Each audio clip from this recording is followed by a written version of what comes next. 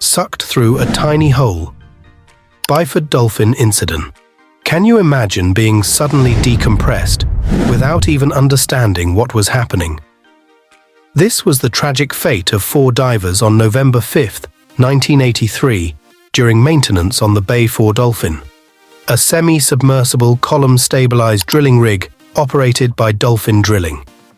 The incident took place in the Frigg gas field in the Norwegian sector of the North Sea and is remembered as the worst diving accident in history. The rapid decompression led to their untimely deaths, highlighting the extreme dangers faced by deep-sea divers.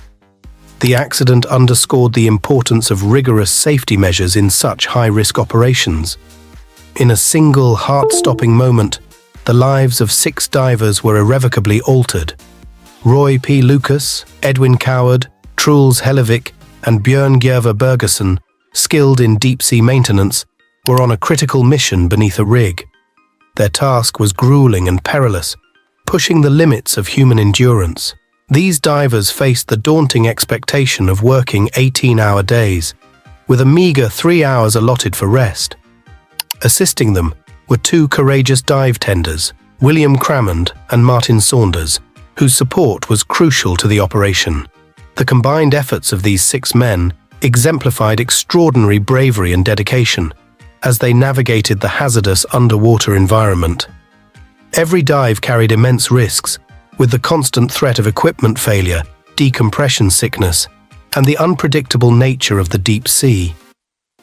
The immense physical and mental strain tested their resolve and highlighted the often overlooked dangers faced by those who work beneath the ocean's surface.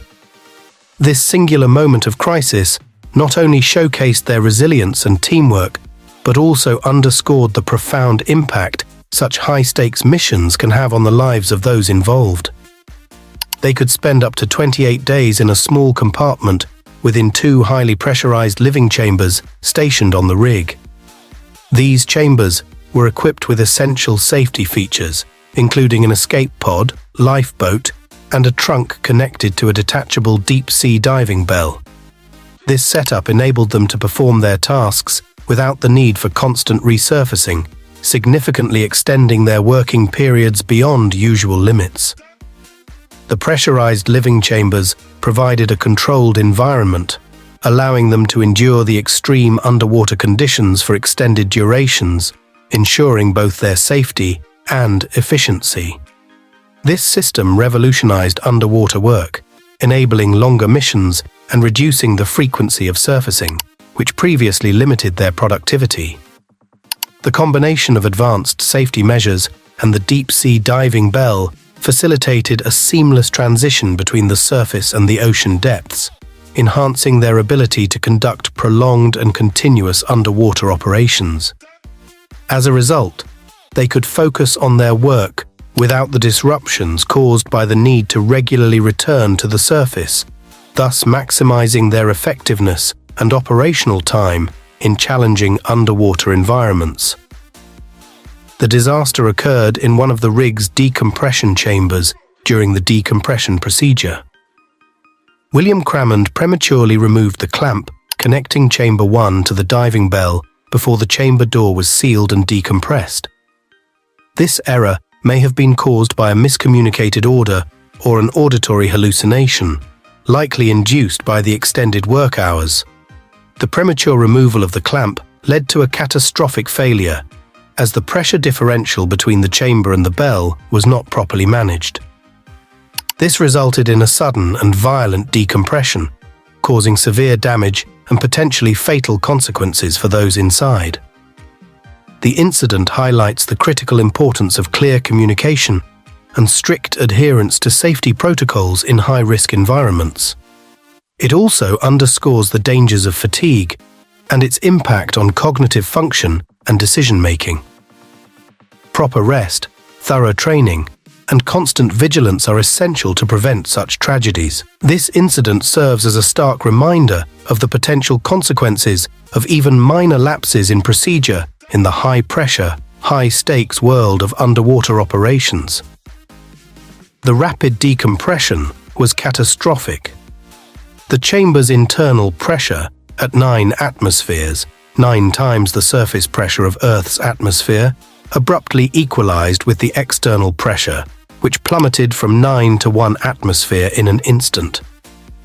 This drastic change caused explosive decompression.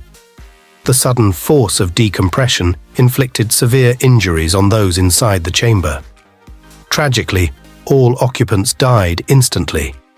The extreme pressure drop caused the fat in their bodies to harden and the nitrogen in their veins to boil and revert to its gaseous state. This transformation is lethal, as the nitrogen bubbles disrupt blood flow and cause immediate death. The rapid equalization of pressure left no time for any reaction or attempt at survival, resulting in an instantaneous and unavoidable fatal outcome for everyone within the chamber. In a tragic incident underwater, diver Truus Hellick's entire body was violently sucked out of the chamber, gruesomely shredded as if through a meat grinder. The incident underscored the inherent risks of offshore drilling and the critical importance of stringent safety standards. It prompted a reassessment of industry practices and regulatory frameworks, aiming to bolster safety measures and ensure comprehensive oversight. Following extensive media scrutiny and numerous lawsuits in the aftermath of the firestorm, there was a heightened demand for increased safety precautions. The revelation that the rig was equipped with technology and apparatus from several decades ago underscored its deficiencies in modern safety standards. This realization came to light amidst growing public and legal pressures, prompting urgent calls for regulatory reforms and enhanced safety measures across the industry.